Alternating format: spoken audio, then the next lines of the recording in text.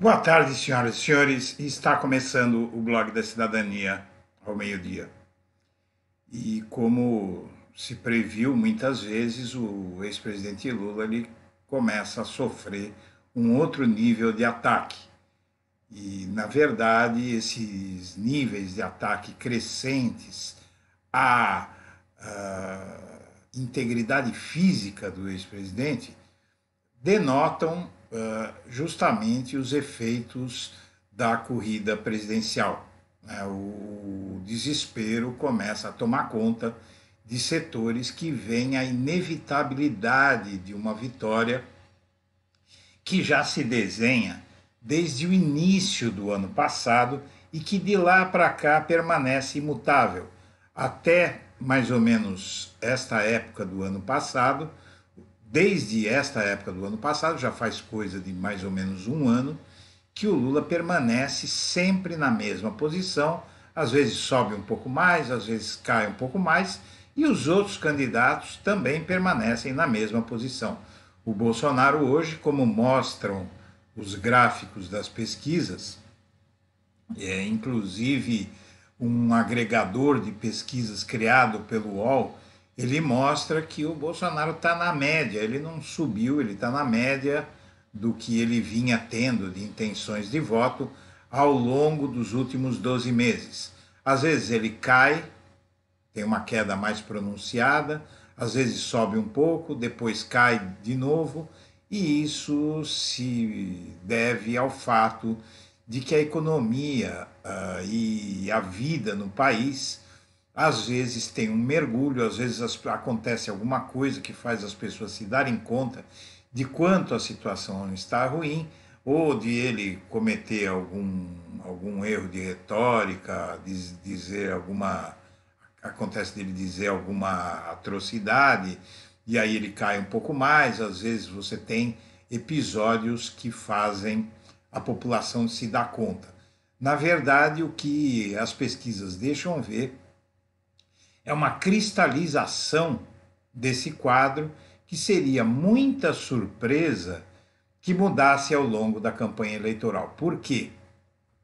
Porque esse quadro político ele ocorre num momento histórico em que nunca se falou tanto sobre a eleição presidencial.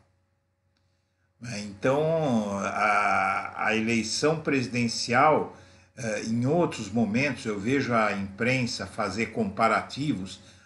Como estava a corrida eleitoral em 2014, em 2018, há 6 meses da eleição, em 2018, 2014, 2010, 2006, 2002, 1998, 1994, 1989, a primeira eleição direta depois da ditadura militar. Então, todas essas eleições, essas matérias da mídia tentam vender a tese de que as coisas mudaram, mas mudaram muito pouco. Havia uma maior volatilidade nas primeiras eleições da redemocratização, e isso mudou até 2014, né, de 2002 a 2014, em 12 anos, as eleições, 6 meses antes de chegarmos às eleições, elas ficaram mais parecidas com a forma como essas eleições terminaram. O que acontece? Se deve ao fato do fortalecimento do PT na política, que durou até 2014.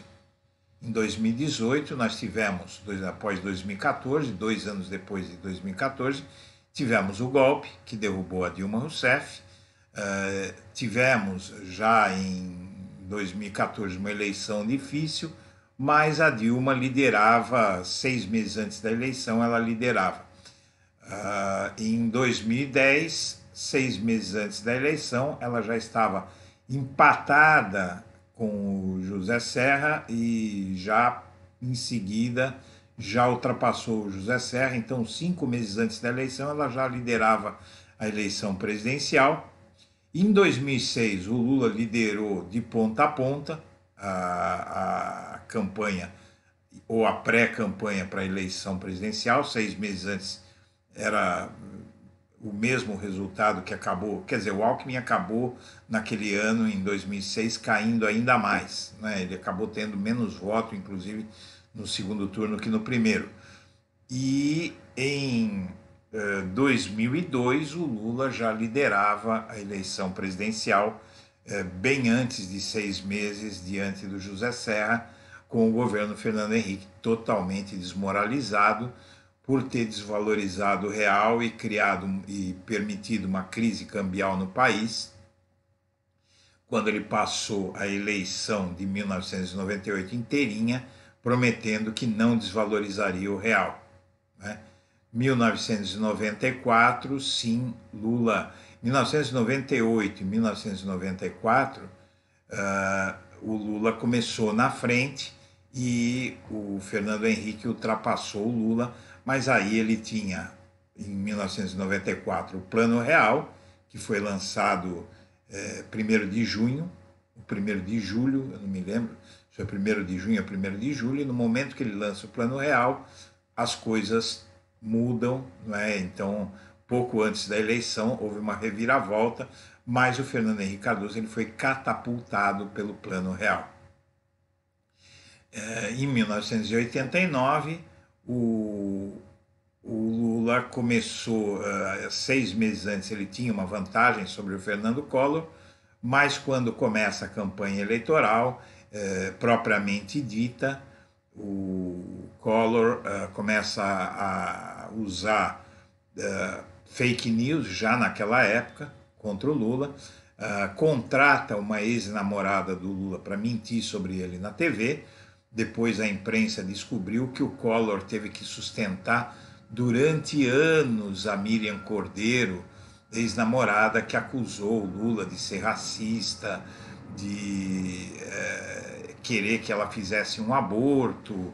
Então isso acabou tirando um pouquinho dos votos do Lula naquela eleição, e o Collor venceu por uma margem estreita, né? E logo em seguida ele confiscou a poupança e o Lula foi para a eleição de 1994 como favorito, né? Aí entra em campo a mídia, que em 1994 e 1998 conseguiu ajudar o Fernando Henrique Cardoso a se eleger contra o Lula nas duas vezes. Houve uma forte pressão midiática, houve muita notícia falsa, sempre aquela coisa de escândalos, né? Em 1989, a polícia vestiu os sequestradores do dono da Rede Pão de Açúcar, Abílio Diniz, com camisetas do PT, um escândalo que jamais foi investigado, jamais pagaram um preço os autores desse crime eleitoral, né? Um crime, aliás, coisa de ditadura bananeira. Imagine a polícia vestindo a camisa do PT numa quadrilha desbaratada, né? Imagina hoje isso acontecendo, né? Daria cadeia para meio mundo. E agora a dianteira do Lula, ela está muito consolidada e não existe algo novo como o Plano Real, né, ou como denúncias de última hora que possam interferir. Então, o grande erro da mídia que tenta inflar a terceira via por achar que quando a campanha eleitoral, porque tem muita gente que tem dito isso, pessoal, que quando começar a campanha eleitoral, tudo vai mudar, né? Então o Lula pode despencar, a Simone Tebet, ou Dória, ou Leite, ou o próprio Moro podem disparar e cair nas graças do eleitorado. Não tem por que isso acontecer. Eles não têm nada para oferecer à população. Fernando Henrique Cardoso foi o último que conseguiu uma virada dessa, porque ele tinha o Plano Real em 1994 e em 1998 ele tinha o medo das pessoas do fim do Plano Real e o medo das pessoas da desvalorização do real. As pessoas votaram no Fernando Henrique Cardoso em 1998 porque ele dizia que se o Lula vencesse a eleição, ele ia desvalorizar o real. E desvalorizar o real em 1998, diante do dólar, ia ser um desastre para a grande maioria da população, como foi um desastre para a grande maioria da população, porque em 1994, com o lançamento do Plano Real nas vésperas da eleição daquele ano, onde o Fernando Henrique se elegeu graças ao lançamento do Plano Real, porque ele realmente quebrou a inflação, ele quebrou a inércia da inflação, né? É como um carrinho de rolemã descendo uma ladeira, você pega e coloca uma barreira para parar esse carrinho, que ele não está sendo empurrado, não é? Mas ele está sendo movido pela força da gravidade ou pela inércia, se for num local reto. Então você simplesmente tira aquele impulso inicial da inflação, e como não havia, graças à estratégia, um fator alimentador da inflação, porque era uma nova moeda atrelada ao dólar. Então, com o dólar congelado, não tinha como subir nada no Brasil, porque as pessoas o comércio, por exemplo, se a carne estava cara aqui no Brasil, importava a carne, que com o real forte, né, porque congelando o preço do dólar, igualando o preço do dólar com o real ficou uma das moedas mais, se tornou artificialmente uma das moedas mais fortes do mundo, tão forte quanto o dólar, que é uma loucura, mas foi uma mágica ali que fizeram para quebrar a inércia da inflação. E com isso ali as pessoas começaram a se endividar em dólar. Então, por exemplo, as concessionárias, as montadoras de carro, inclusive, começaram a vender carro em dólar.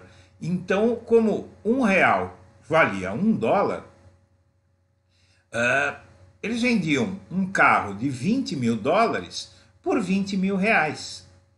Isso é uma coisa que impulsionou extraordinariamente a venda de carros e de outros bens vendidos em dólar, porque era muito barato.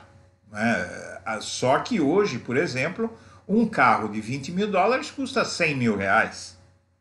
Então, você imagina o que foi quando o Fernando Henrique Cardoso, no primeiro mês do segundo mandato, ele vai e praticamente tenta desvalorizar pouco o dólar, acho que 10, 15%, o real desvaloriza 70%.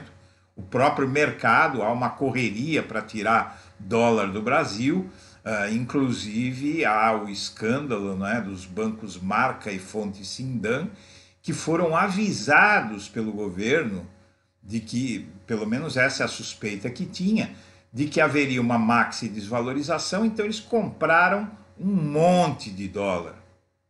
Compraram um monte de dólar e tiraram esse monte de dólar do país antes da desvalorização, como se soubessem do que tinha acontecido. Então, ali terminou a força da mídia para eleger presidentes. A partir dali, em 2002, o Lula se elegeu presidente com grande facilidade. Em 2006, com mais facilidade ainda. E em 2010, com mais facilidade ainda, o Lula elegeu a Dilma Rousseff. Então, a partir dali, essa história de que 6 meses antes da eleição a coisa era muito diferente do resultado final da eleição, isso acabou em 1998, né? Quando havia grandes mudanças nesse período que a gente está entrando agora. Não vai ter mudança alguma, porque não tem um fator, não tem alguém para chegar com um plano cruzado, para chegar com alguma novidade ou com alguma denúncia de última hora para tentar mudar o resultado da eleição. Aquela chamada, tão falada bala de prata. O Lula, ele foi o responsável pela criação da expressão bala de prata. O que era bala de prata? Era uma forma de você matar uma candidatura política na véspera da eleição. Depois começou-se a usar a bala de prata para várias outras coisas né? Mas a bala de prata, esse termo bala de prata, que é uma alusão aos contos fantásticos que dizem que uma bala de prata mata lobisomem, né? Mata algo muito forte, é uma bala mais forte que as outras. Então essa bala de prata ela serviu para tirar o Lula da jogada algumas vezes, né? Primeira, segunda, terceira vez, e na quarta vez a bala de prata, como diz o homem do campo, né, falhou. Falhou a bala de prata e não teve bala de prata nenhuma. Tentaram até achar alguma coisa. Eu me lembro que em 2002 o José Serra uma vez anunciou um grave pronunciamento onde ele faria denúncias que iam mudar tudo.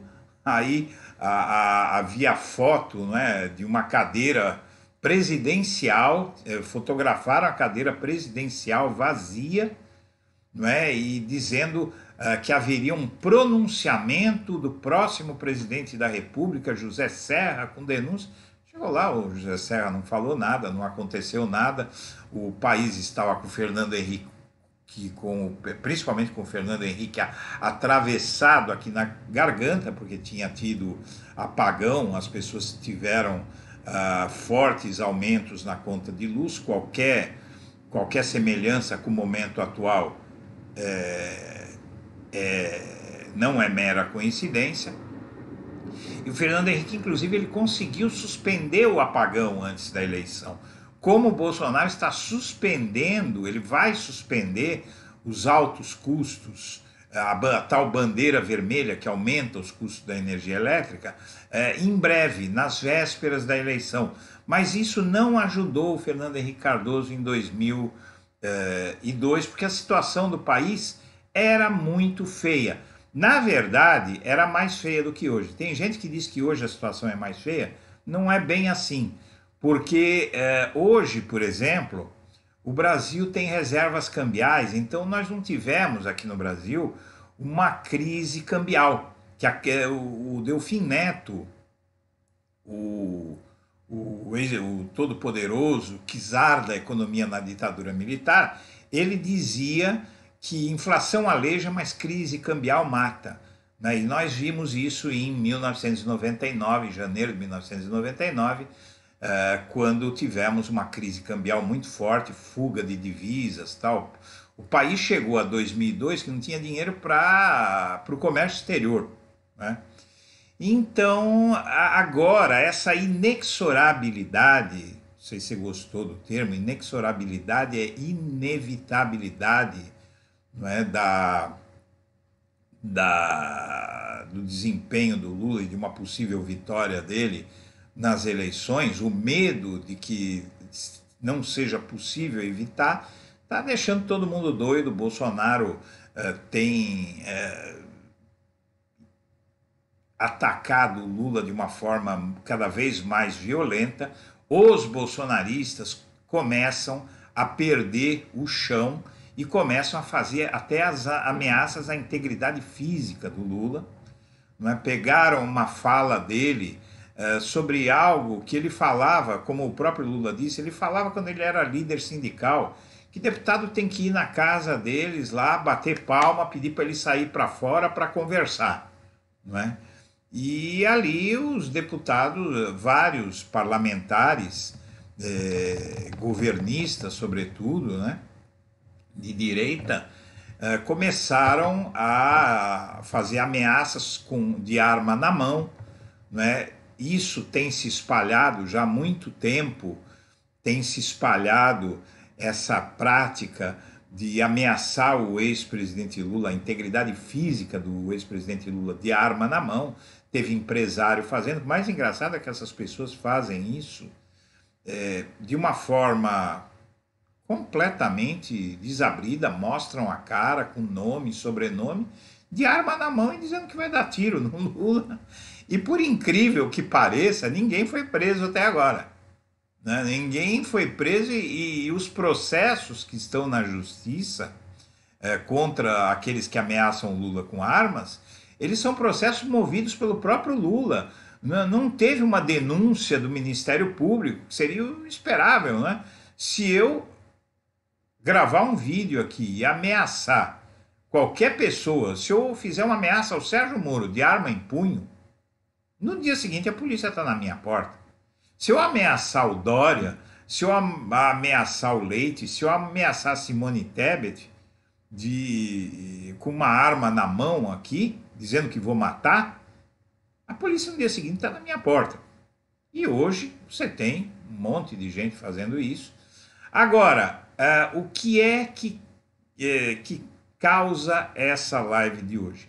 É o fato de que uma ameaça diferente foi feita ao Lula.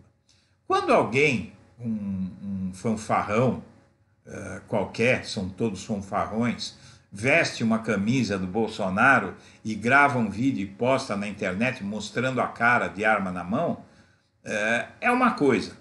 Né? A gente sabe que é um fanfarrão, a gente sabe que quem quer matar alguém ou quem está disposto a matar alguém não vai gravar um vídeo e deixar registrada uma prova do crime, né?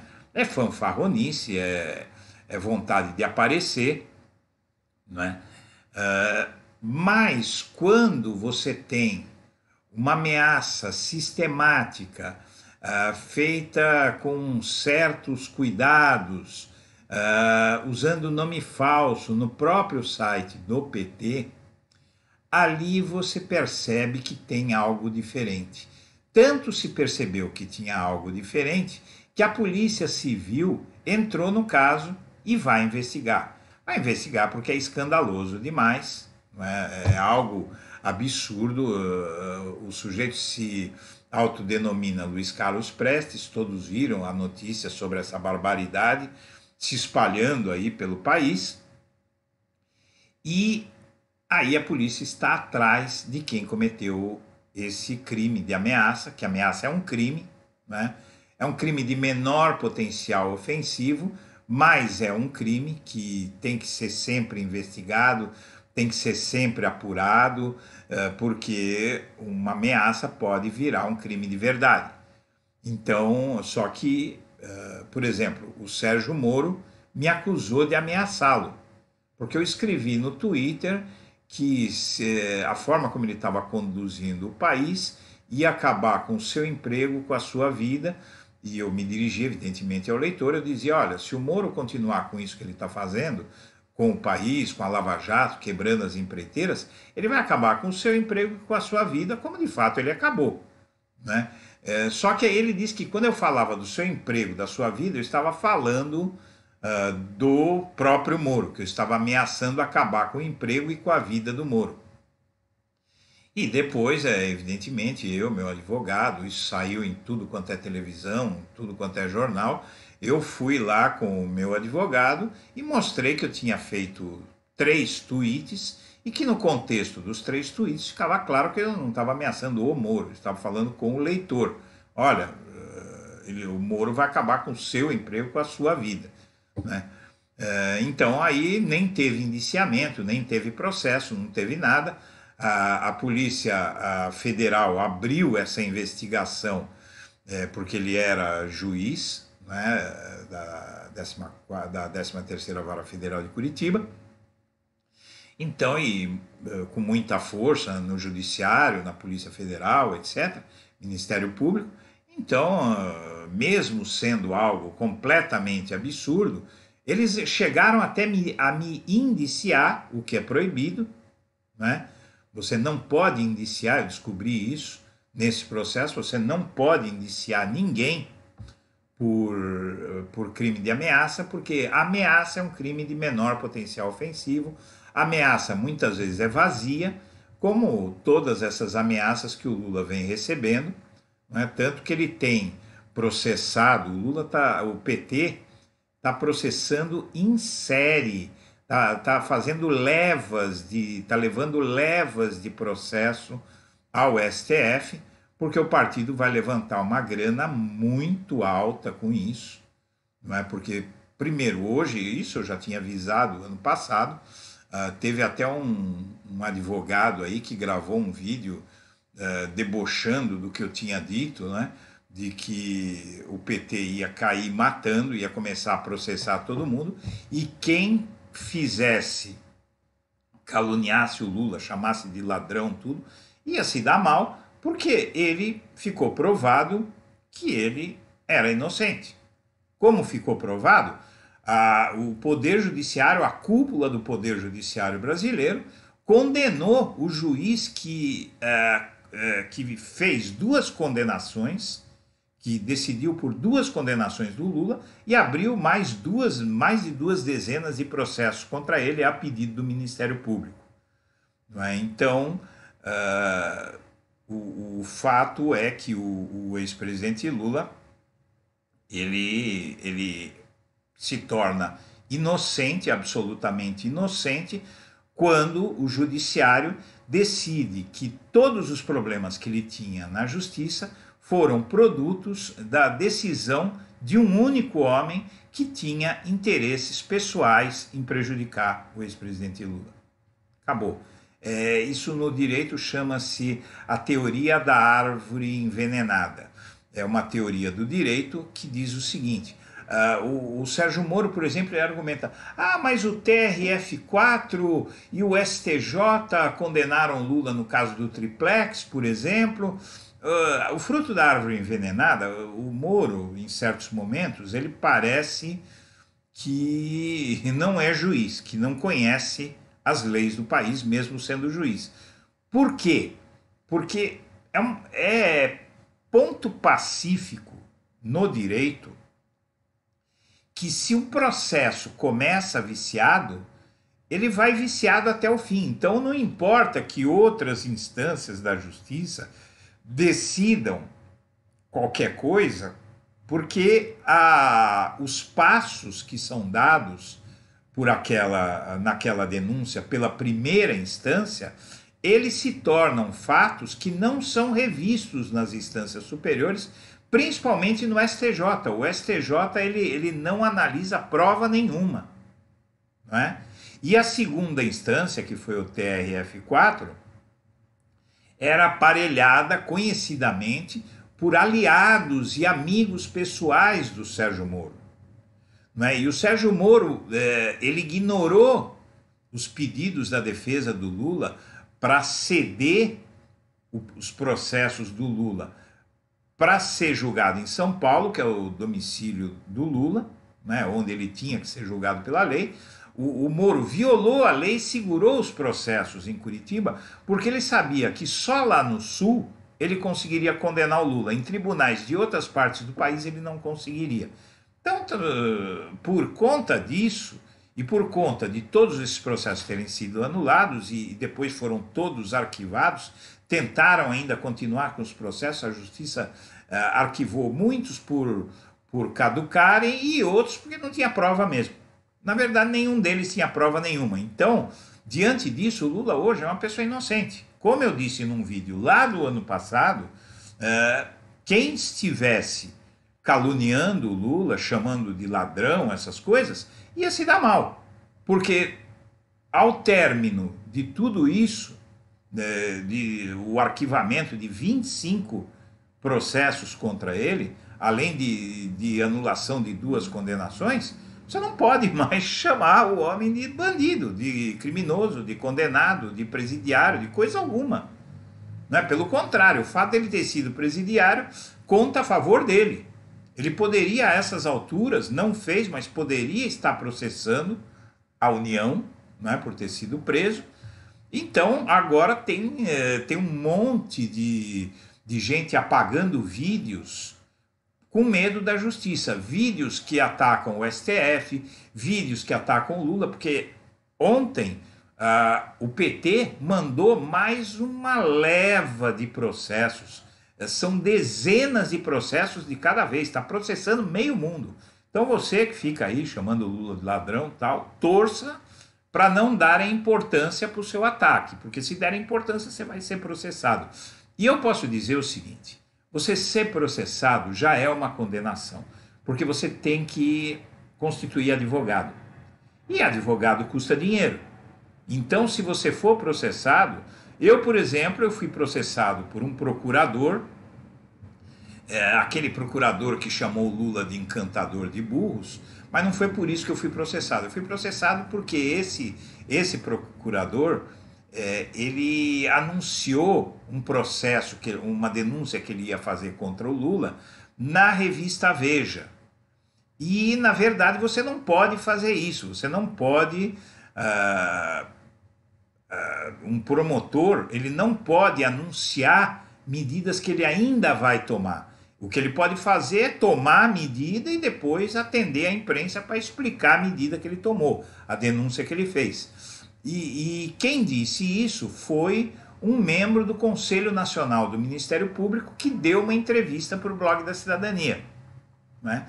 Nessa entrevista, então, esse membro do CNMP, né, o representante do Congresso no órgão de controle externo do Ministério Público, né, ele pega e diz isso, que esse tal procurador,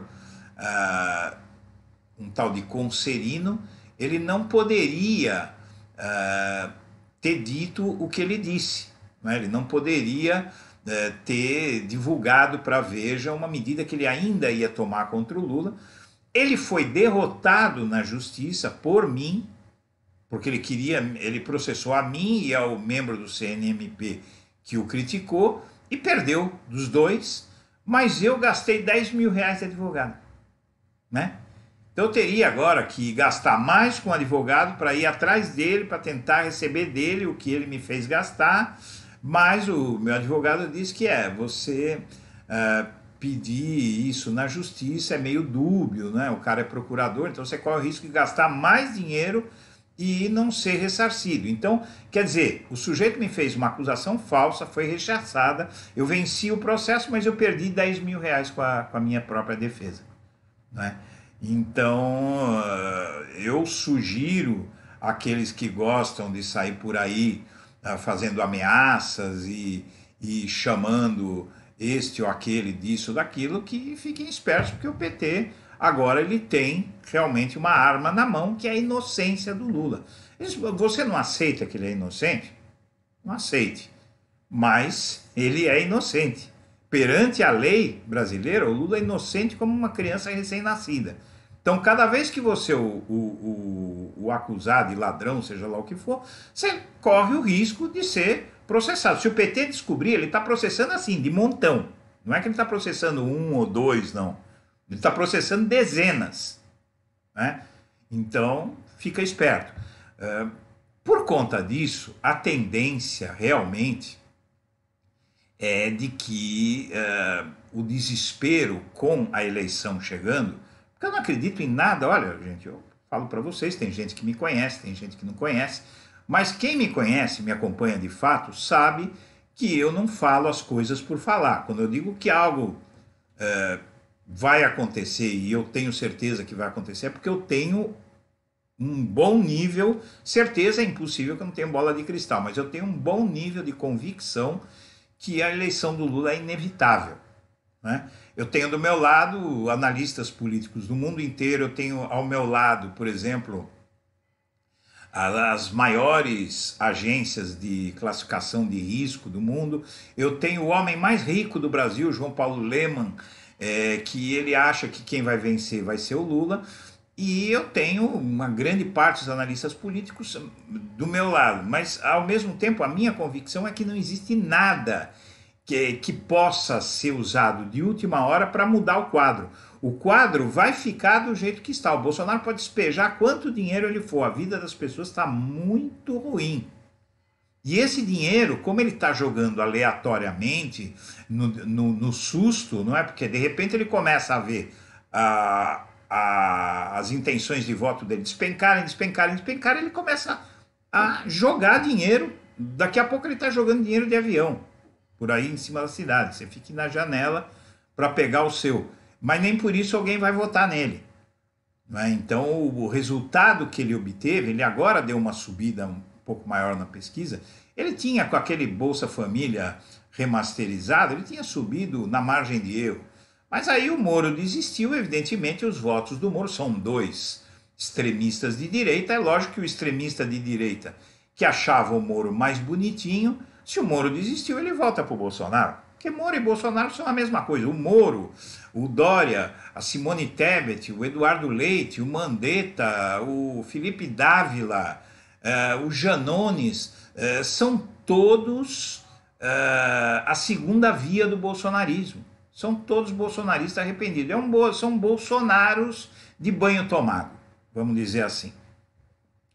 Então, essa inexorabilidade da vitória do Lula, ela pode gerar realmente um certo desespero. Então começam as pessoas a fazer ameaças grandiloquentes, com arma na mão e tal. O Lula, ele não sugeriu que ninguém fosse depredar as casas de alguém, como, por exemplo, fizeram os extremistas de direita, que foram às casas de ministros do STF pichar, fazer ameaças, gritar, e não foi isso que o Lula falou. Ele sugeriu que comitivas de gente que tem demandas, né, movimentos sociais e tal, fossem até a casa do deputado e pedissem para falar com ele, para apresentar, não para fazer uma pressão ilegal, criminosa, né?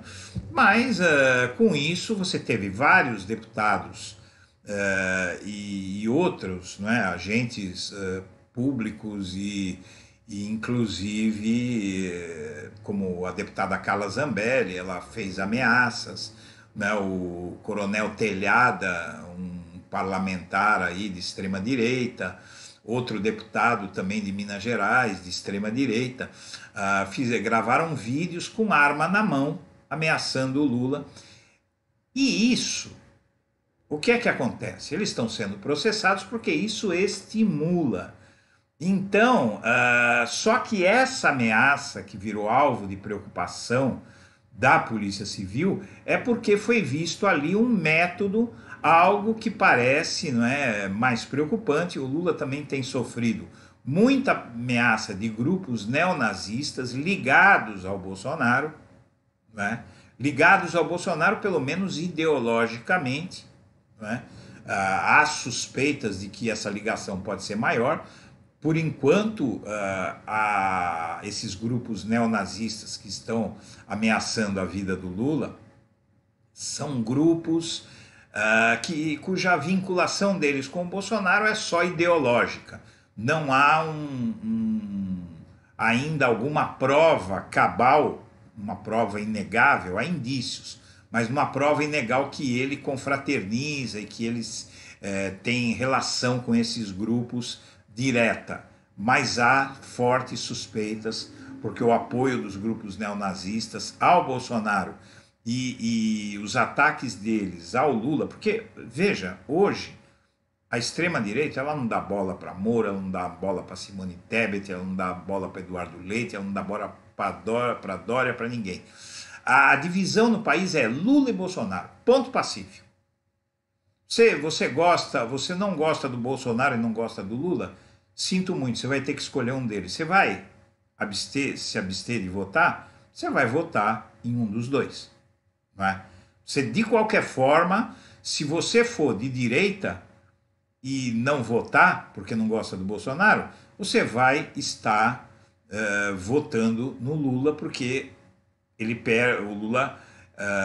o Bolsonaro perde um voto. Se você é de direita, perde um voto que poderia ser para a direita. Se você é de esquerda, por exemplo, você é cirista, você apoia o Ciro Gomes, aí vamos supor que ocorra um segundo turno.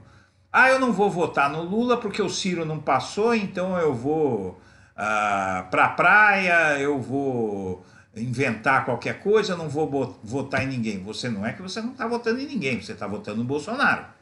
Você não está votando, mas você está votando no Bolsonaro.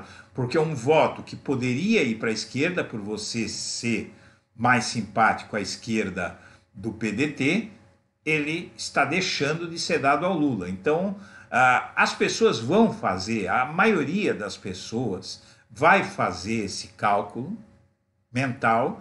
Então, o eleitorado de direita ele vai ter que escolher entre o Lula e o Bolsonaro. e o de esquerda, que não é petista, que é cirista, no caso, é a única possibilidade, vai ter que escolher entre o Lula e o Bolsonaro, senão vai estar votando no Bolsonaro. Né?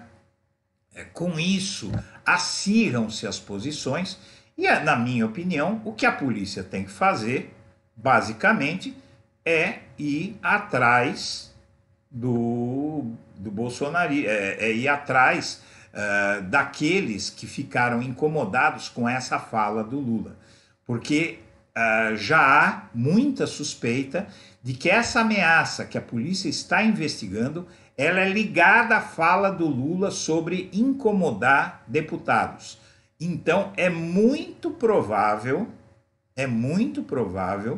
já há gente muito convencida de que essa ameaça ao Lula, que preocupou inclusive uma polícia que fica inerte, que vinha ficando inerte, essa ameaça pode ter partido de grupos políticos já formais, grupos políticos envolvendo parlamentares, envolvendo empresários. Não é qualquer um, não é um louco ou um fanfarrão que está fazendo essas ameaças. Então, se a polícia quiser desvendar esse caso, ela tem que verificar aqueles que se incomodaram com a fala do Lula sobre sugerir que as pessoas façam manifestações na Casa de Deputados.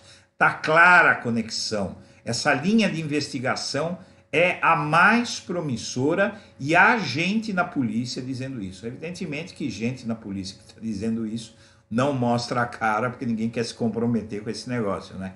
Mas, na verdade, já há essa linha de investigação na polícia, né? O que pode atrapalhar é a ideologia, então o PT tem que ficar muito em cima dessa investigação da Polícia Civil, saber quem é o delegado, saber tudo direitinho, porque se for feita essa investigação, ela vai chegar a um desses caras sobre o qual nós vamos falar agora na apresentação do noticiário, que eu vou tentar fazer o mais rápido possível para não atrapalhar o bate-papo da gente. Então, antes de ir para lá, eu quero pedir a você o seu apoio. A gente precisa do seu apoio. Tá difícil, né? E você pode nos apoiar de diversas formas. Assistindo a live é a primeira. Se você está aqui, você já está nos ajudando. Agora, se você quiser apoiar mais a gente e não tiver inscrito no canal, se inscreva. Se você tiver inscrito, mas tiver alguém que você possa sugerir o nosso canal, sugira. Se você ou outra pessoa para quem você sugeriu o canal realmente se inscrever, pede para acionar ou acione você o sininho das notificações, senão não adianta se inscrever. Curtir e compartilhar o vídeo, não só, né, compartilhar além de tudo, se você puder, se você gostar mesmo do canal, né? Quem está aqui, eu sei que gosta do canal. Então, se você gosta do canal, oferece para os seus amigos aí, para né, as pessoas com quem você tem relação, coincidência ideológica, política, que dê uma força para a gente, que a gente está precisando. Por fim, além de tudo isso, por fim não, a gente precisa de membros. Membros ajudam muito o canal. Tem um custo baratinho aí de R$11 e alguma coisa para ser membro mensal, né, no cartão de crédito. Se você quiser falar com a gente, perguntar ou fazer alguma consideração, se puder, faça por Superchat, você nos dá uma grande ajuda. E por fim, tem aqui o Pix, né? Aqui o Pix. Se você puder nos mandar algum apoio por aí, a gente vai agradecer muito. E você vai estar fazendo um ato político. Esse é um ato político. Na grande maioria das grandes democracias, as pessoas apoiam efetivamente com doações candidatos, agentes políticos, não é? Quem tem posição clara política, faz um trabalho de comunicação, apoiam candidatos. Não é? E isso aqui no Brasil eu acho que é o caminho mais correto para politizar o povo brasileiro de uma forma correta, né, e aumentar o engajamento do cidadão em causas que merecem ser apoiadas E isso é o trabalho que a gente e outros fazem aí de tentar colocar, hierarquizar a informação, explicar os fatos da forma que a grande atenção, o grande acompanhamento que eu faço da política me permite mais fontes, mais informações que a gente obtém por aí. Então vamos lá pro noticiário. Aqui eu desfoquei a cara de um indivíduo porque não é dele que eu estou falando. Você veja bem. Você veja bem. Aqui, peraí, eu vou colocar aqui. Aí a legenda polícia para quem precisa, né? E aqui um dos que ameaçaram o Lula de arma na mão, né? Uma da pessoa que ameaçou o Lula de arma na mão, mas ela é só um exemplo. Tem várias pessoas, principalmente depois dessa fala do Lula, que vestidas com camiseta do Bolsonaro, com as cores dos bolsonaristas, né, que eles se apropriaram das cores da bandeira, de arma em punho, ameaçando o Lula. Mas esse sujeito ele foi lá, mostrou a cara, é incrível como essas pessoas sabem que nada vai acontecer com elas, porque eu teria medo. Eu jamais faria uma ameaça, por exemplo, ao Sérgio Moro de arma na mão, mesmo ele não sendo nada, mesmo ele não sendo autoridade, eu jamais faria uma ameaça ao Dória, jamais faria ameaça nem com arma na mão, sem arma na mão. Não cabe fazer ameaça, pode fazer críticas, mas não ameaça. Mas esses fazem ameaça. Se já ameaçasse que não fosse de morte, não é? Porque quando você está com uma arma na mão, você está ameaçando de morte. Já seria grave. Agora, fazem ameaça de arma na mão. Não é? E nada acontece. Então eu acho que as autoridades, as polícias, o judiciário, o Ministério Público estão brincando com fogo no Brasil. Porque a falta de responsabilização, de punição a gente como esse homem dessa foto aí, dessa imagem, isso é um estímulo muito grande. E os deputados que fizeram isso, de fato, estimularam, não é, que as coisas aconteçam assim. Nós temos aqui a causa do que eu acho que a causa que eu acho que está por trás dessa ameaça ao Lula que a polícia vai investigar de uma forma inédita. O Lula falou em mapear as casas de deputados para manifestações. Ele disse que é necessário mudar a forma de pressão e incomodar a tranquilidade de congressistas. O ex-presidente e líder das pesquisas eleitorais para o Palácio Planalto, Lula, diz que trabalhadores e movimentos sindicais devem mapear endereços das casas dos deputados e enviar 50 pessoas para incomodar a tranquilidade deles. O Lula fala isso pelo seguinte, isso eu não sei quem já ouviu, mas todo mundo que conhece um pouco mais de perto o Lula sabe disso, que a casa dele em São Bernardo do Campo foi alvo de inúmeras manifestações de adversários políticos, de antipetistas, de antilulistas. Sempre foram lá incomodá-lo. Então, e ele nunca tomou nenhuma atitude, nunca chamou polícia, nunca fez nada. Sempre aceitou democraticamente. Então, ele achou que ele poderia fazer essa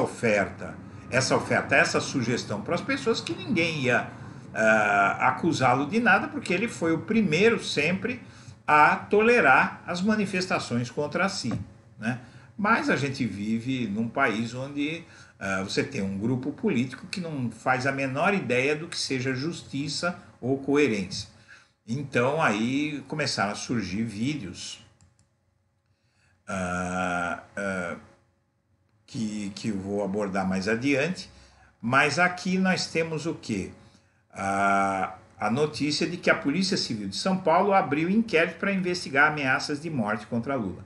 As ameaças foram feitas no site do PT por uma pessoa que se identificou como Luiz Carlos Prestes, o histórico líder comunista que enfrentou Getúlio Vargas, né? Se identificou como Luiz Carlos Prestes para o delegado. Uma forma de incriminar a própria esquerda, né? O sujeito queria dizer que era a própria esquerda que queria matar o Lula ao vestir a máscara de Luiz Carlos Prestes.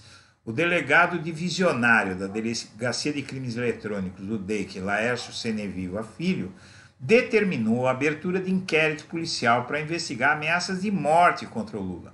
O inquérito vai ser aberto após uma petição do Dr. Cristiano Zanin, o histórico advogado do Lula.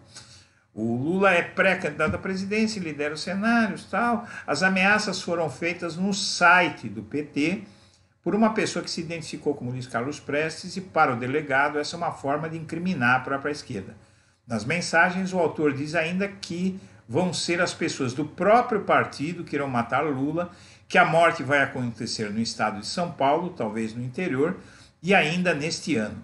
As mensagens foram publicadas nos dias 24 de março e 5 e 7 de abril. Há um método nisso, há toda uma história, então isso preocupou as autoridades. Na última pesquisa da Datafolha, divulgada em 24 de março, o Lula tinha 43% das intenções de voto e o Bolsonaro 25%. O Moro, aí tem os dados aí da pesquisa, e aí o G1, né, a Globo, incrivelmente, tenta vincular a dianteira do Lula com essa iniciativa, né? Aqui nós vamos rever um vídeo que já foi visto por cada ser humano na face da Terra, né? Você tem aí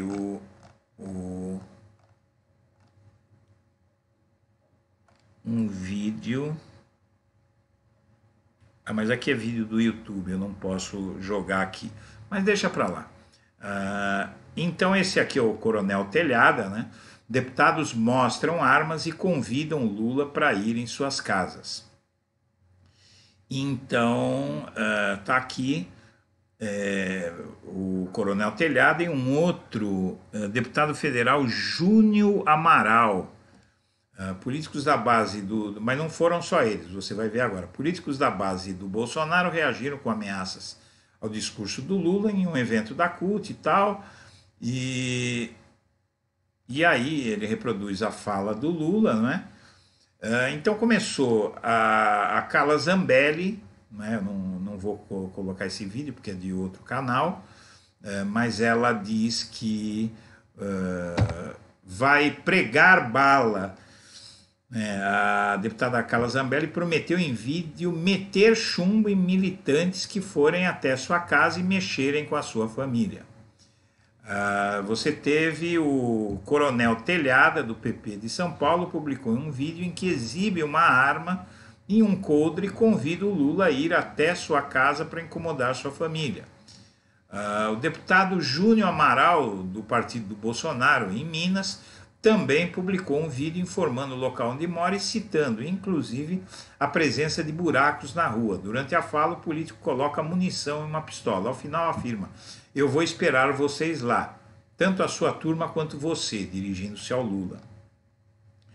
Em sessão no plenário, nesta quarta, o deputado federal Ottoni de Paula, do MDB, outro bolsonarista ferrenho, chamou o Lula de vagabundo quadrilheiro que vai receber o Lula na bala. Né? O Carlos Bolsonaro, filho do Bolsonaro, ele reagiu à sugestão do Lula com críticas nas redes sociais. Ele fez aí essas críticas. Tem um general Girão Monteiro dizendo que acusando aí o MST de fazer terrorismo e ameaçando reagir à bala. Outro deputado, Daniel Freitas, também ameaçando reagir à bala. Marcel Van Heijten, também outro deputado ameaçando reagir à bala, e por aí vai, né? Então, existe um universo muito grande, porque essas ameaças começaram em consonância com a fala do Lula, que gerou polêmica. O Lula rebateu as ameaças dos parlamentares e dizendo que tem deputado que não quer conversar com o povo. O que ele sugeriu foi que as pessoas fossem lá para conversar com o deputado. Por quê? Gente, é o seguinte, um homem público um servidor público, e ainda mais um político, não é que ele tem. Se ele quiser privacidade total, ele saia da política. Tem privacidade. O Lula sempre teve gente na porta da casa dele fazendo manifestação a favor, contra, não é? As celebridades, uma celebridade não pode sair na rua, as pessoas vão na casa da celebridade buscá-la. Você tem uma celebridade, um cantor, uma cantora, alguém que movimenta multidões aí hospedado num hotel, esse hotel é cercado. Se sabem onde a pessoa mora, cercam. Então, pessoas públicas, elas têm que aceitar que faz parte do fato de serem públicas, ter que aceitar a convivência com invasão da sua intimidade, não tem jeito, né?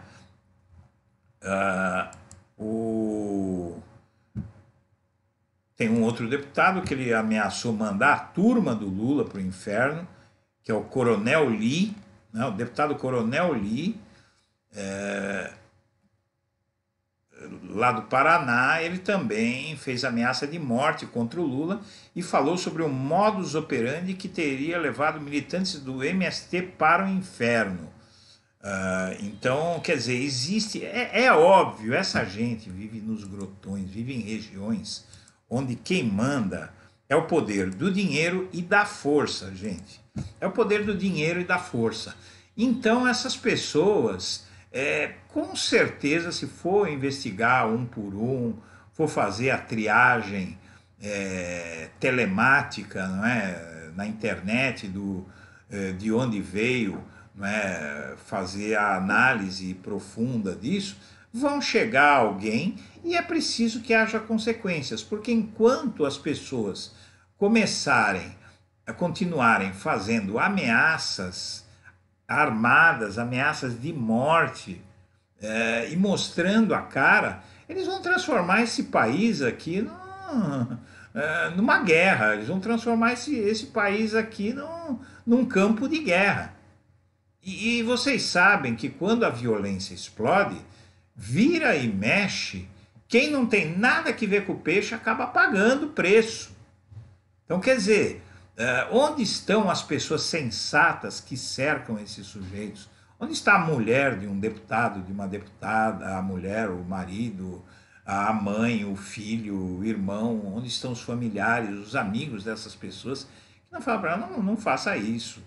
Vá lá, xingue o Lula, diga que ele é antidemocrático, diga que ele é ladrão, diga que ele ficou preso, diga o que você quiser, ataque do jeito que você quiser, mas não estimulando a violência, porque esse deputado que aparece com a arma, ele está cometendo um crime de incitação ao crime. Não é? E se não for deputado, pior ainda, que o deputado ainda tem uma certa imunidade. O deputado não tem imunidade para ameaçar e para incentivar morticínio de adversários. Se um deputado matar alguém, ele vai preso. Se ele concorrer para a morte, para o assassinato de alguém, ele vai preso.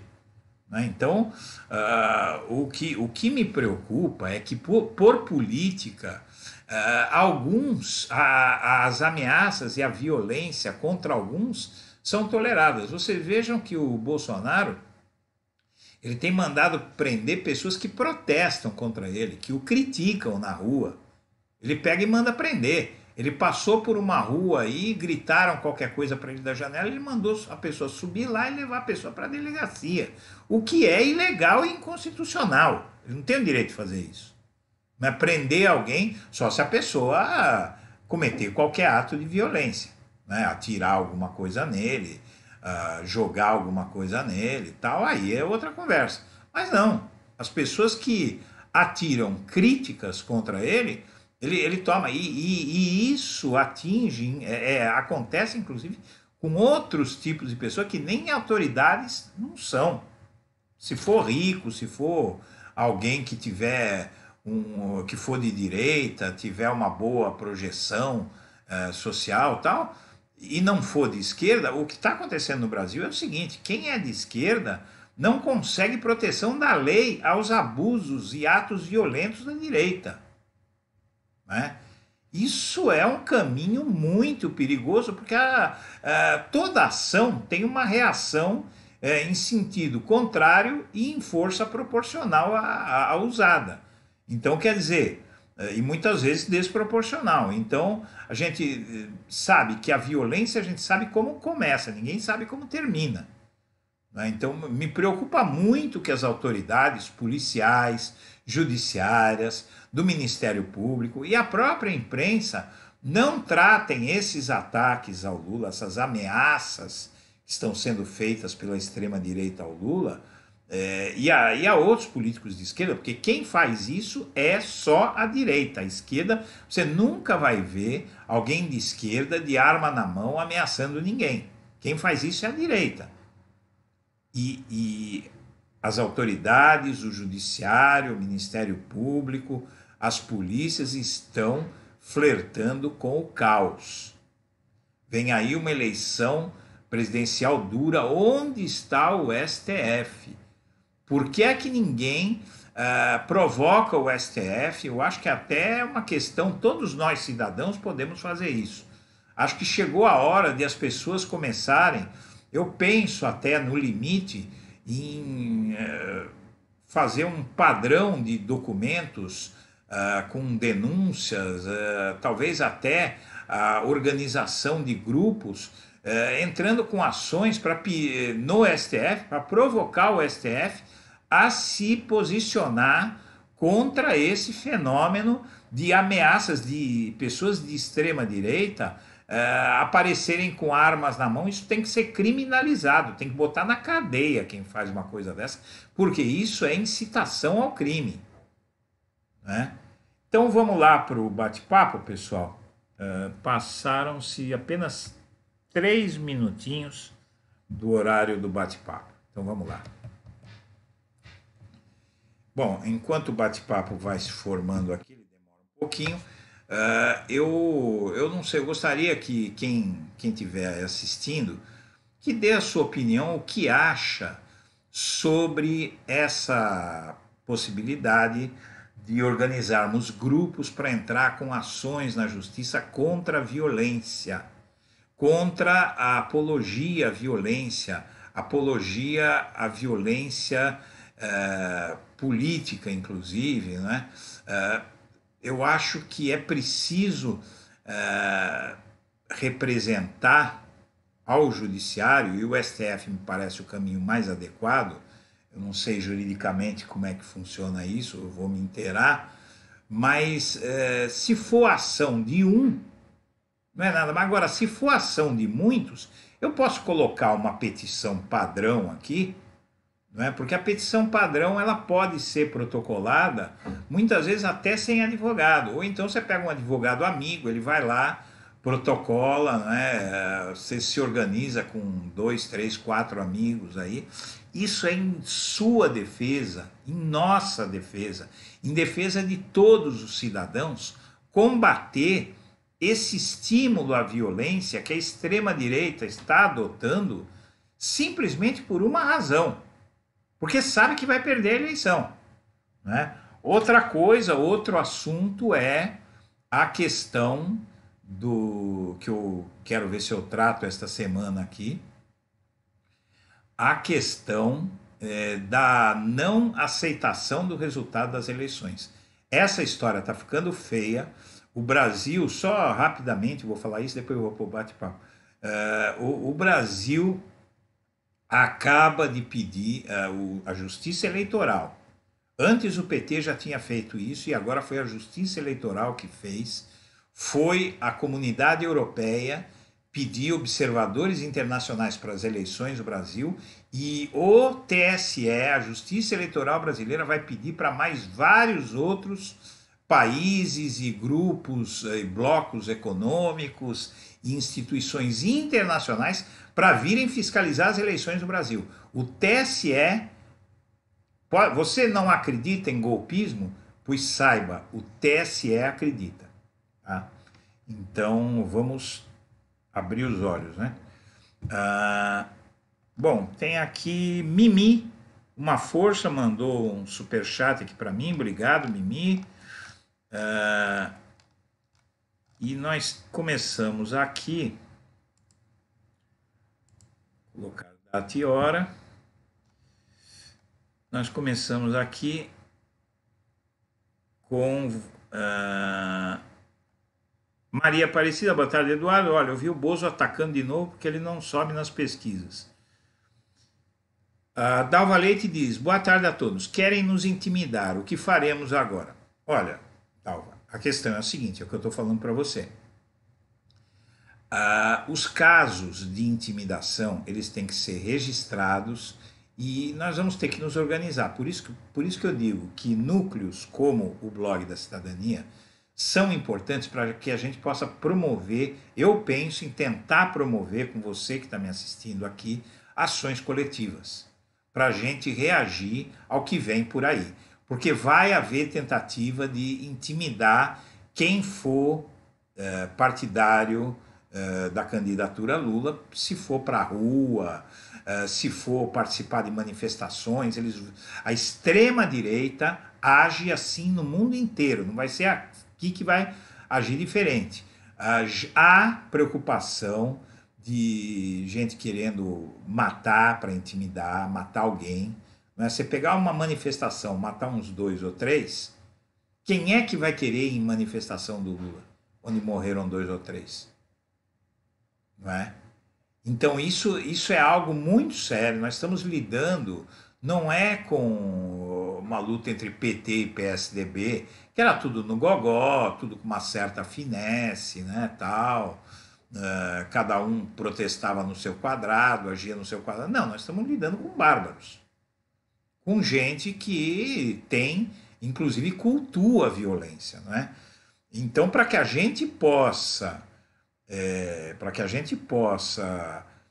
seguir adiante com essa campanha, fazer uma campanha eleitoral como a democracia nos garante, né, é preciso que nos preparemos para denunciar esses atos de violência, por menores que sejam. E se a gente tiver um núcleo aqui, a gente pode organizar ações, inclusive, que podem chegar à justiça. Se eu juntar 100, 200 pessoas aqui que queiram se mexer, né, que isso não é difícil, basta as pessoas entenderem que elas estão ameaçadas. A gente vai começar a mudar, porque você vai começar a pressionar o judiciário e a justiça eleitoral a se mexerem, né? Porque eu acho que está muito devagar. Você tem uma quantidade, eu fiquei impressionado com a quantidade de ameaças que o ex-presidente Lula está sofrendo, e a primeira vez que eu vi foi agora, nesse caso, muito provavelmente porque seja um delegado ou de esquerda ou que não seja fanático de direita que abriu essa investigação. Rosiclério José da Silva. Edu, manda um abraço aqui para a galera do Piauí, onde o Lula vai vencer de lapada. Eu conheço Teresina, Rosiclério, José da Silva.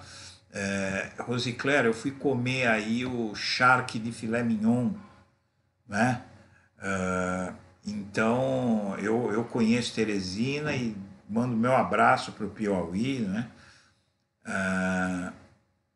Nós temos aqui Itaboraí, Rio de Janeiro, todos Lula, mais 250 deputados progressistas.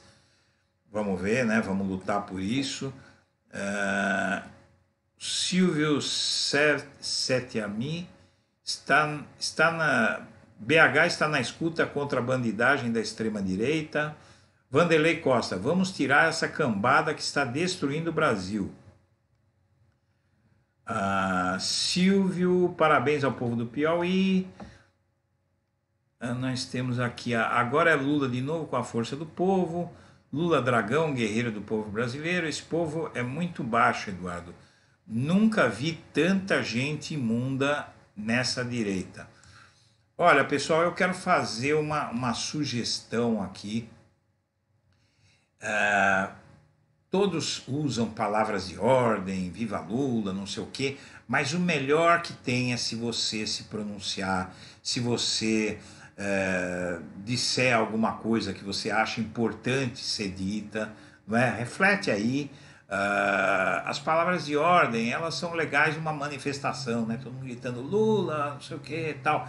Aqui num chat, o legal é você se manifestar, você dar o seu recado, veja o que você quer para o Brasil, veja o seu sentimento em relação ao que está acontecendo, faça a sua denúncia, faça sugestões. Essa é uma sugestão, né, para quem quiser.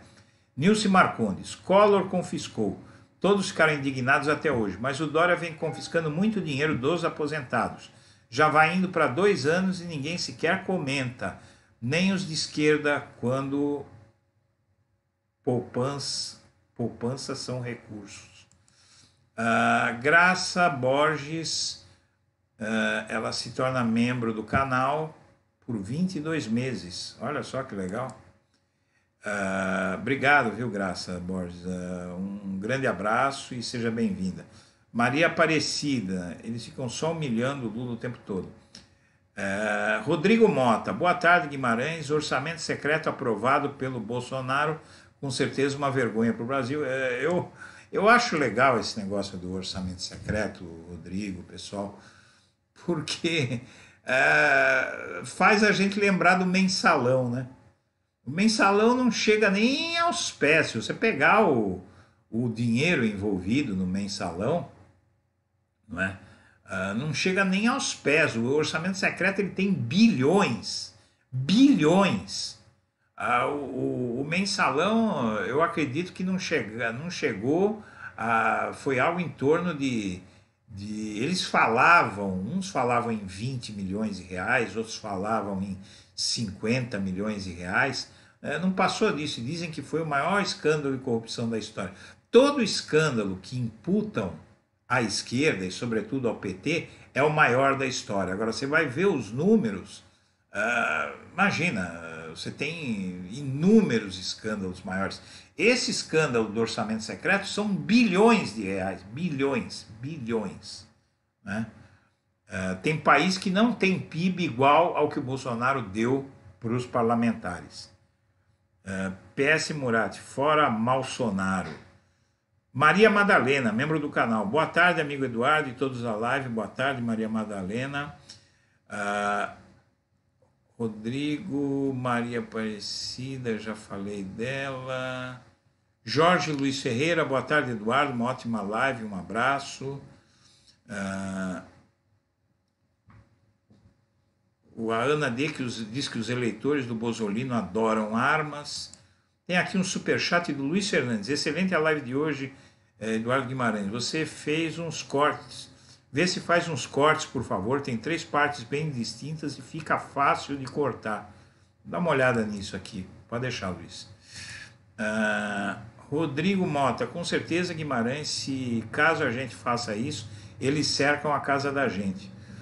Não, a gente não tem que ter medo, viu, cara? É o nosso futuro aí, nós temos que ir para cima. João Carlos Zubner, Eduardo, aqui em minha cidade, interior de Minas, já chegou a violência. As escolas de tiros e, infelizmente, os cursos são oferecidos pelo WhatsApp de pessoas que a gente não imaginava, evangélicos. Esse é um problema, o João Carlos Zubner, que eu acho. Eu disse o seguinte, que o Brasil tem 3 problemas, né? Tem o problema dos militares,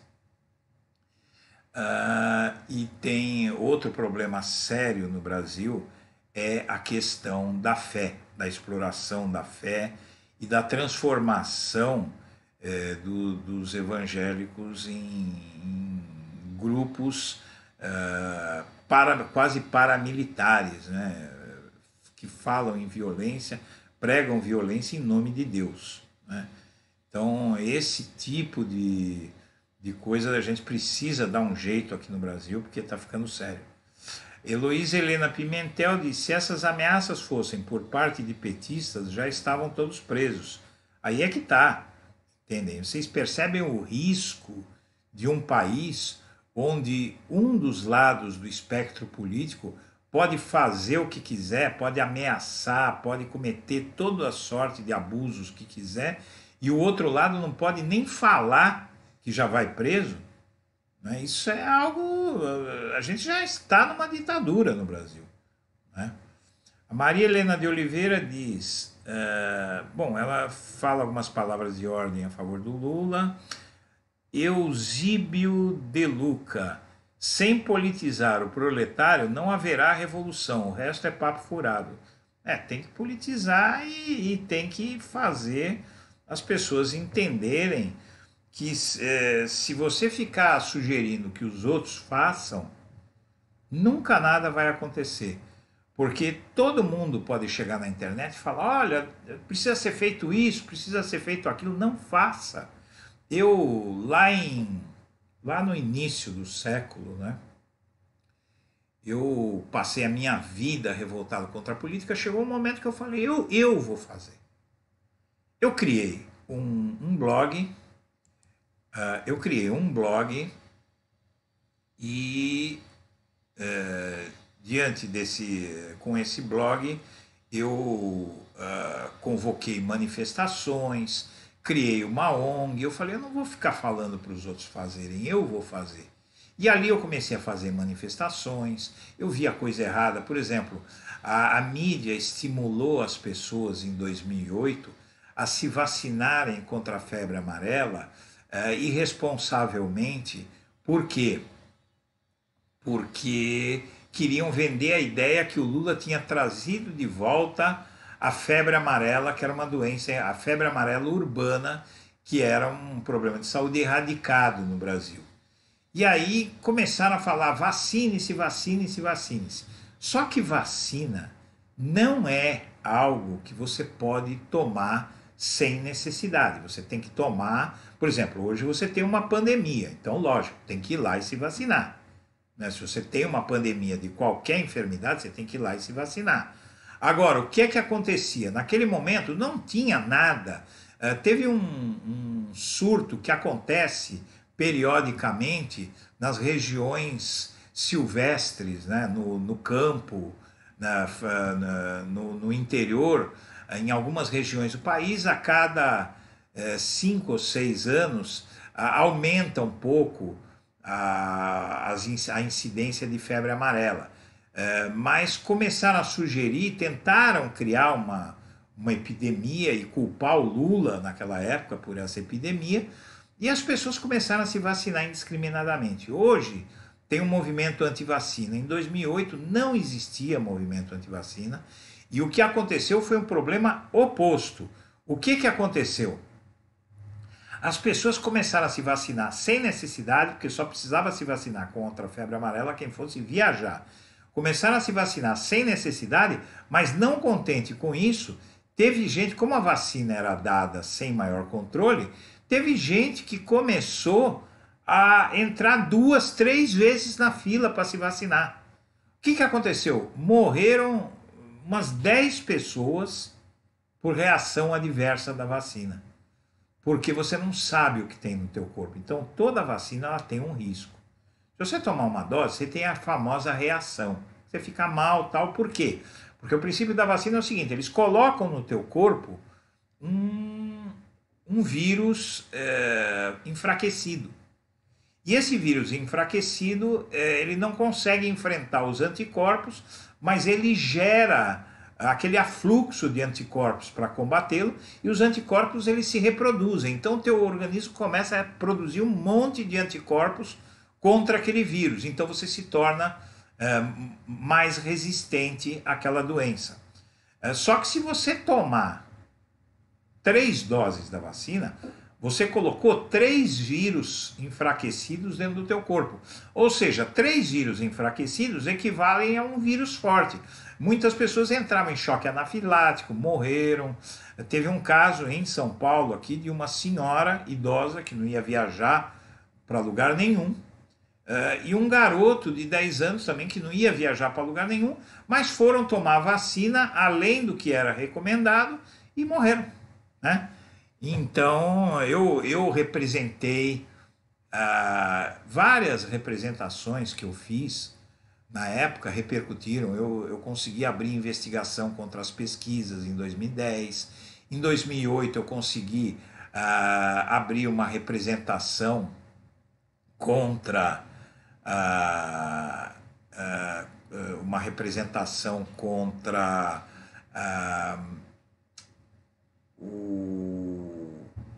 os meios de comunicação. Eu representei contra a Folha de São Paulo, contra a Globo, contra o SBT, contra a Band, contra o Estadão, contra a Veja, contra a Isto É, contra a Rede TV, contra a Record, contra todo mundo. Porque toda a mídia começou a insuflar. O que aconteceu? O Ministério Público abriu investigação contra todo mundo, gente. Foi um pega pra capar. A mídia rapidinho parou de falar de febre amarela, porque não tinha nada, era uma invenção para desgastar o Lula, né? Então, teve momentos na minha vida que eu cansei de ficar esperando, falei, em vez de ficar na internet cobrando os outros para que alguém faça alguma coisa, eu vou fazer. E é isso que a gente pode fazer esse ano aqui. Bom, o Renato Cruz, ele mandou... Eu não sei como funciona isso, eu acho que quem é membro tem direito de mandar uma mensagem com destaque. Não sei se é uma por live, se é duas. O Renato Cruz mandou, membro por 10 meses. Tem zap do PT para denunciar fake news. Entra no site oficial ou baixa o app do PT na Pele Story e procurar contato na parte inferior das páginas. Tá aí o caminho para quem quiser fazer alguma denúncia. Eusíbio De Luca. Sem politizar o proletário, não haverá revolução, o resto é papo furado. Cernit e Luciano de Ávila. A denominação teoria dos frutos da árvore envenenada foi reconhecida pela jurisprudência norte-americana que determina a inadmissibilidade da prova ilícita por derivação.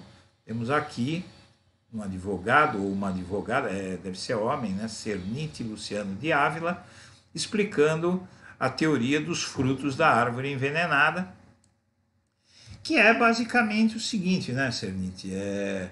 Você tem um processo que começa fraudado de alguma maneira, né?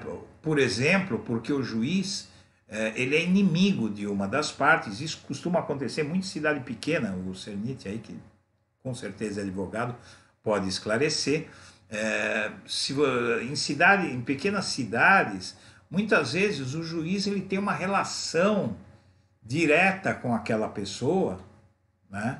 Ou promotor, né? Ou alguma coisa assim, o representante do Estado, muitas vezes ele tem uma relação ou de amizade ou de inimizade com aquela pessoa. Isso é só um dos exemplos. E aquilo ali envenena o processo, porque aquele juiz ele não vai julgar com justiça. No caso do Sérgio Moro, o STF decidiu que o Moro tinha motivos próprios para fazer o que ele fez com o Lula. Quer dizer, isso é de uma gravidade. Eu me espanto que o Sérgio Moro ande por aí com essa cara dura que ele anda, depois de ter sido condenado por uma grande maioria pela cúpula do Poder Judiciário, e um STF, uma cúpula do Poder Judiciário, que condenou um monte de petistas no mensalão, que botou o Lula na cadeia, e agora o Moro tenta fazer todo mundo crer que o STF virou petista, né?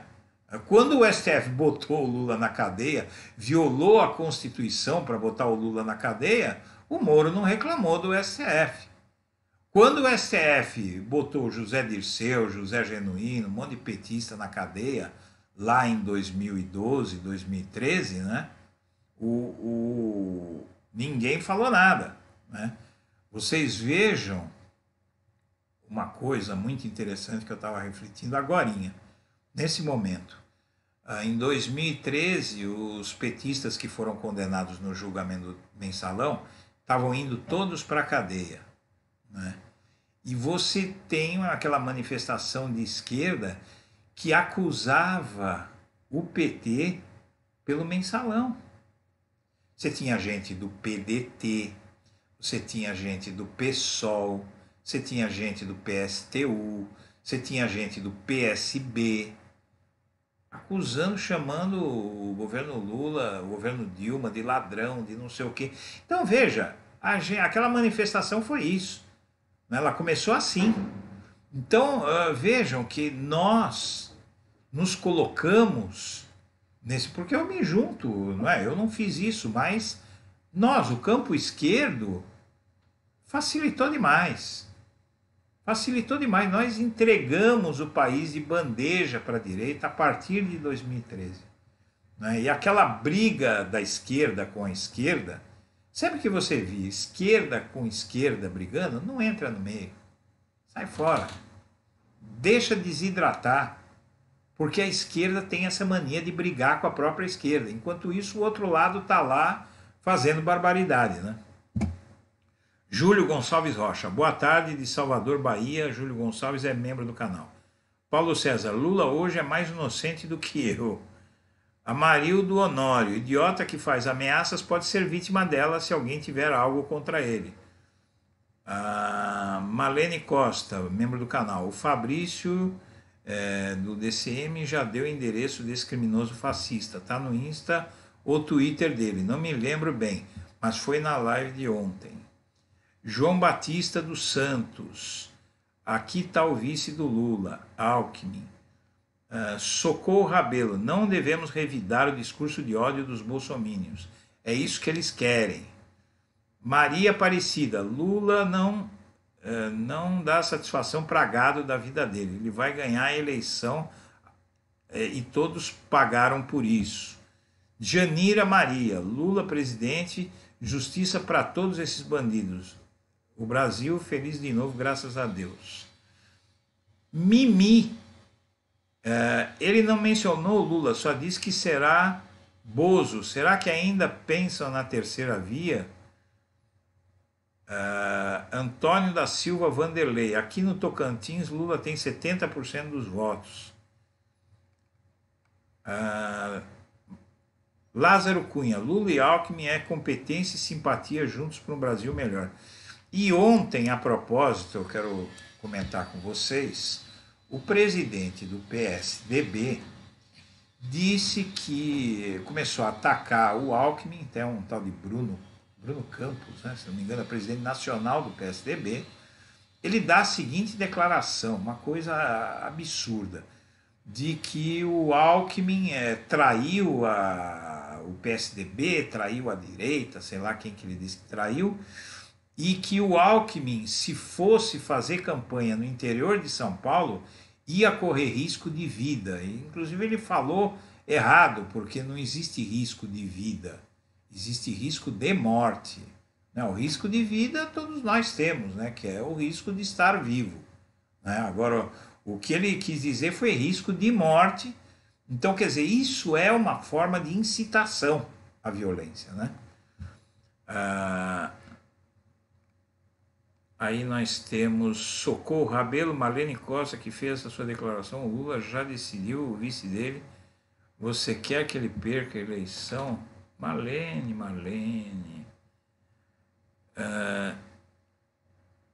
Terá de passar na convenção do PT. Quem sabe até lá algo aconteça e Lula se livre do chuchu. Olha, o Marlene, vai por mim. Sai dessa. Conselho de amigo. Vamos lá. José Paulino, com 35 mil comprimidos de Viagra, o exército está totalmente armado. Vera Lúcia Carneiro Soares, tem razão. Lula deve processar quantos sejam precisos, do contrário estimularão e contaminarão a campanha.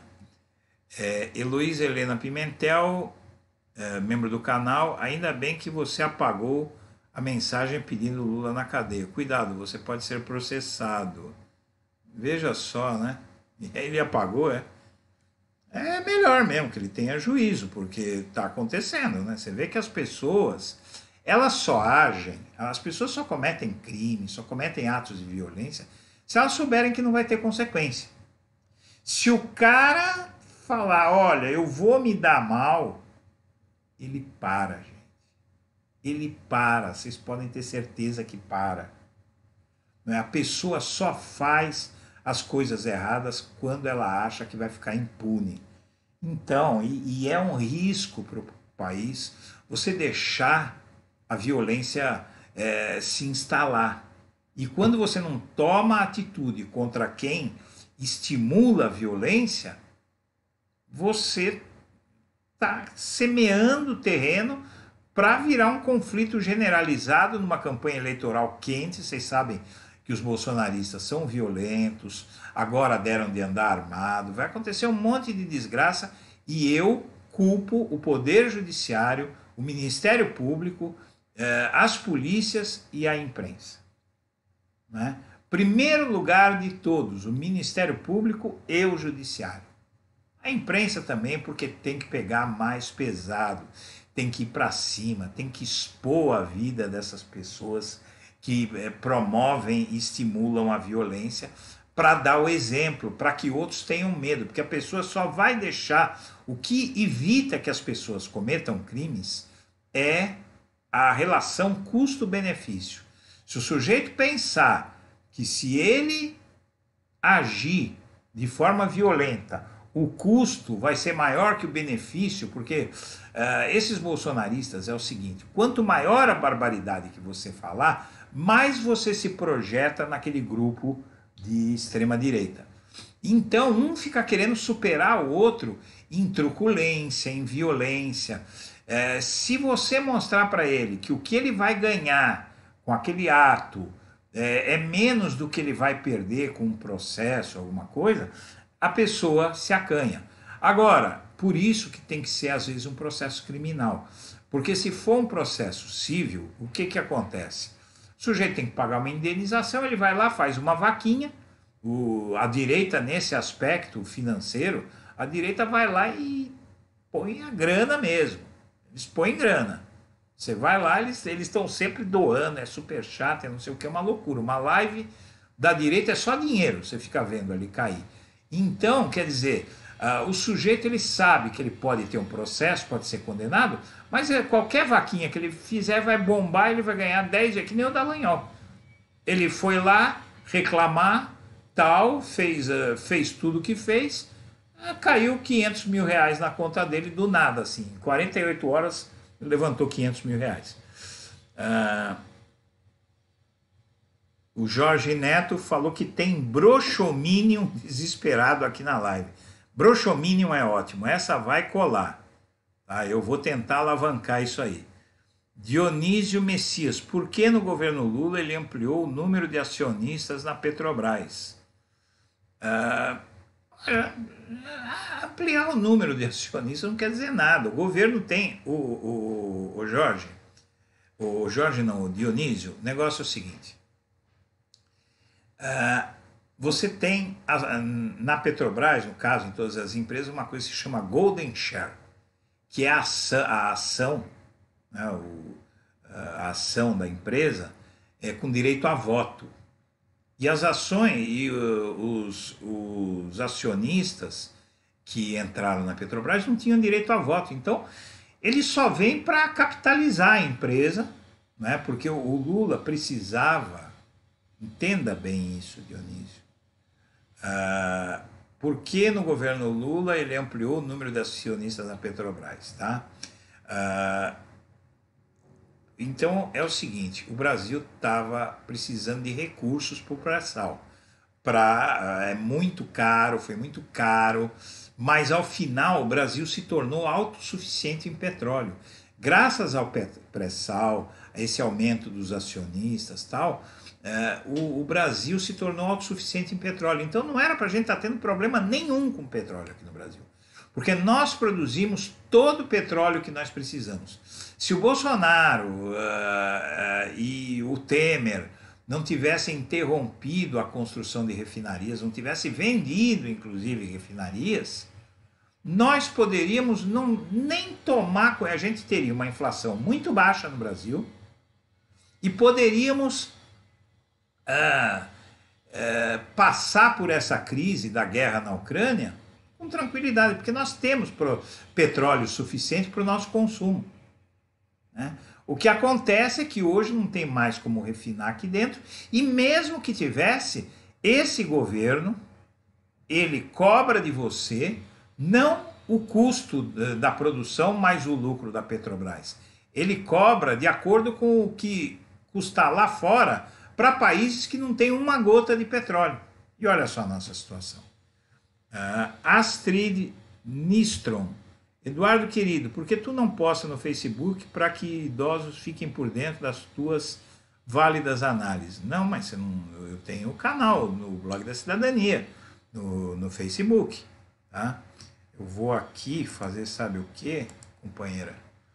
Vou colocar para você aqui o link do canal do Blog da Cidadania, a página do Blog da Cidadania no Facebook.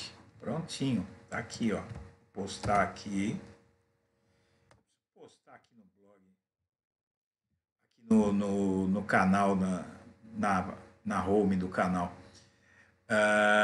Esmeralda Silva, falta de vergonha na cara, ficar apontando armas, são uns monstros. Covardia, né? Covardia demais. Antônio Ferreira, mulheres bonitas de militares, larguem esses caras que só funcionam com Viagra. Se valorize. Acho que o objetivo não é esse. Na verdade, é que é o absurdo, né? Eu não quero que ninguém largue as mulheres deles, que as mulheres deles larguem, não quero nada disso. O que eu quero é que eles paguem o Viagra do bolso deles, né? Todo mundo pode precisar de Viagra, né? Alguns muito antes, né? Eu já vi casos de jovens tomando Viagra, que é uma loucura, né? Faz um mal danado, mas não com o meu dinheiro. Valda Mateus, governo amador que faz compras bizarras de Viagra, prótese peniana e prótese capilar. Hein? Não é amador, é bizarro, né? É um governo bizarro, gente. É muito bizarro esse governo, sabe? Eu digo para vocês. Maria Aparecida, esse cara aí, acho que na esquerda não tem homem que pode encarar eles. Brás dos Santos, boa tarde, Eduardo, assisto direto ao seu canal, estou mandando uma ajuda todo mês no Pix, legal, valeu, Brás, muito obrigado. Boa tarde, Renato Cruz. Will Brasil, Edu oficial do Exército faz o que desde que chega ao quartel? Produz o que? Meu irmão serviu nos anos 70 e diz que o oficial chegava, lia jornal, assistia TV o dia todo. Mas não tem porque não tem o que fazer, Will. Não tem o que fazer. Eu moro do lado de um dos maiores quartéis do país, que é o primeiro QG do Exército Brasileiro, né, do Comando do Sudeste aqui, perto da Assembleia Legislativa de São Paulo. Da minha janela eu vejo o quartel, sempre vazio. Agora, de uns tempos para cá, depois começaram a falar que militar não faz nada, eles põem uns cadetes, uns soldados ali, para fazer exercício e cantar. Então eles fazem meia hora de exercício, cantam só para dizer que está vivo, que tem alguém lá dentro. Tem nada, não fazem nada, não acontece nada ali. Não entra ninguém. Só o que acontece? Você tem um condomínio de luxo, condomínio fechado de luxo, junto com o quartel, onde ficam as famílias dos militares. Se vocês virem os carrões que entram e saem, as famílias desses militares, shopping aqui do lado, dá para ir a pé para um dos maiores shoppings de São Paulo, né, perto da Avenida Paulista, lojas de bairro de alto padrão, não é? Restaurantes sofisticados. É aqui que está o quartel, ele tinha que estar na fronteira. Esse quartel, não aqui. Né? E aí é que está, né? Paulo César, viva Haddad, prefeito de São Paulo, mais premiado de todos os tempos. Gozado que vocês vejam que é São Paulo. O Haddad ganhou um monte de prêmios como prefeito de São Paulo. E aqui em São Paulo tem uma resistência enorme. Agora, tudo bem, né? Que na pesquisa ele está bem. Está bem nas pesquisas. Vamos ver o que vai dar. Lula fala que o povo vota e precisa cobrar em quem eles votaram. Conversar com esses e cobrar promessa de campanha. É isso. Você não quer se incomodar com o seu eleitor? Não entra na política. Não seja uma pessoa pública. Você vai ficar tranquilão em casa. Paulo César Seixas, Lula 2022. Cachorro que late muito, morde pouco. Mas é por isso que a polícia ficou preocupada, viu, Paulo Sérgio? Porque esse não latiu. Ele falou pouco e foi discreto, foi no site, não foi com arma na mão, mas ali a polícia achou que o negócio é... Jorge Neto, essa culpa eu não carrego, votei no professor, no Haddad. Neivan Alves Gonzaga, esse nosso Brasil está cheio de pessoas do mal no poder. Rodrigo Mota, graças a Deus, Guimarães, o mamãe falei, olha o que aconteceu, perdeu o mandato. Mas ali ele perdeu o mandato não pela razão certa. Ele perdeu o mandato para tentarem aparecer nas costas dele. Entendeu? Tanto a direita como a esquerda.